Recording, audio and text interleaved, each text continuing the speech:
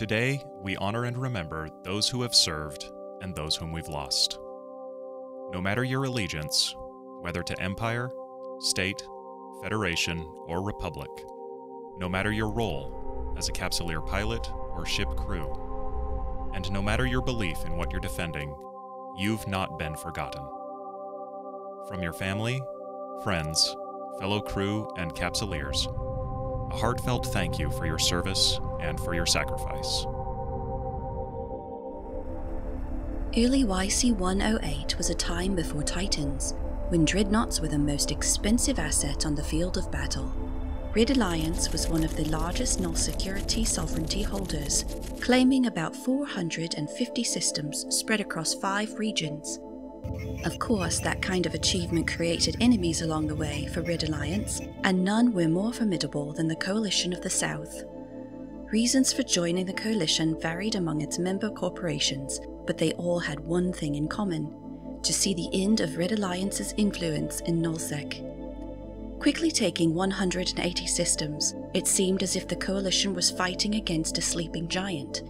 Slowly, inexorably, the Red Alliance did begin to awaken, but it was weakened by poor morale from the day-to-day fighting, leading to problems rallying its pilots. The Coalition, on the other hand, had numbers on their side, but they were disorganized and perhaps a bit overconfident. Pushed back on its heels after losing most of its territory, Red Alliance fell back on the age-old tactics of guerrilla warfare and small gang assaults.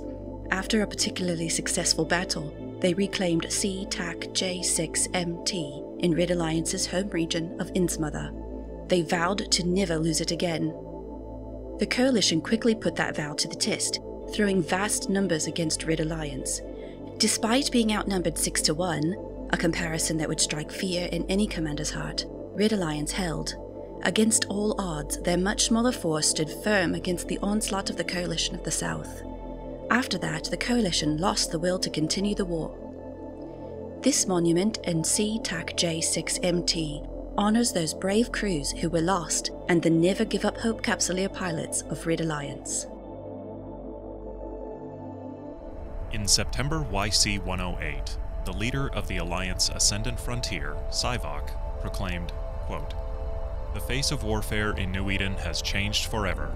Now, let's name the bugger." End quote. Showing a penchant for quirkiness that Capsuleers are well known for, Steve, the first ever Capsuleer-built Titan, was born. It took the combined efforts of thousands of pilots over a span of 8 months to gather and process the necessary resources and to manufacture the components of the mammoth vessel. The estimated cost at the time was over 160 billion ISK, which translates to about 1.5 trillion ISK in today's terms. And yet, that was the easy part. Sivok knew that if word got out about the vessel's construction, Ascendant Frontier's enemies would soon swoop in to destroy the production yards. To keep the secret intact, Sivok shared his plans with just 3 other people to help coordinate construction, keeping thousands of member pilots and even trusted corporate directors out of the loop. Ultimately, the secondary production operations and misinformation campaigning worked, as Steve was finally launched from its construction dock. But Ascendant Frontier's elation at Steve's construction was short-lived. Just a few months later, the first ever Capsuleer-built Titan became the first ever Titan loss. There is some mystery as to exactly what went wrong, be it Capsuleer error, technological breakdown, or some sort of corporate conspiracy. Whatever the case, what we do know is that Sivok was not around when scouts from Band of Brothers learned of Steve's location, found it vulnerable, and rushed to inform their commanders. In the blink of an eye, the captainless ship was crippled and destroyed, with nearly 19,000 crew still on board. Steve's wreck here in C9N TAC-CC continues to burn to this day. YC-116. Only 8 years after the face of warfare in New Eden had changed forever with Steve's launch, Titans were no longer the cherished queens of the battlefield they had once been. Once rare and absolutely devastating, Titans had proliferated to become just another pawn that could be offered up in sacrifice to the gods of war in hopes of winning the day. The bloodbath of B-TAC-R5RB occurred here in the Amencia region during the height of the Halloween War. While it's not exactly clear why, a sovereignty bill went unpaid in Pandemic Legion's and N3's staging area, opening up the system to be claimed. Enemy scouts for the CFC and Russian coalition noticed the mistake and quickly jumped on the opportunity. Assets continued to pile into the system, with both sides believing they could win the day. Over the course of the 21-hour battle that ensued, 75 Titans would be destroyed. Prior to this time, the most Titans lost in a single conflict was about a dozen.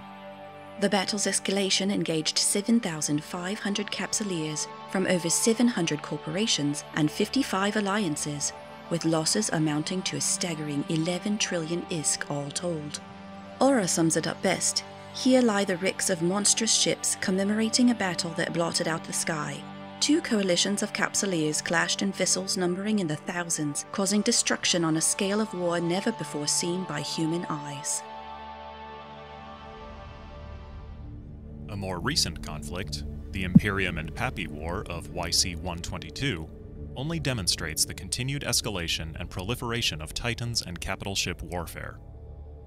In stark contrast to the time of Steve, when the construction and destruction of a single Titan sent shockwaves throughout New Eden, today the loss of over 450 Titans over the course of just a few days seems to be par for the course.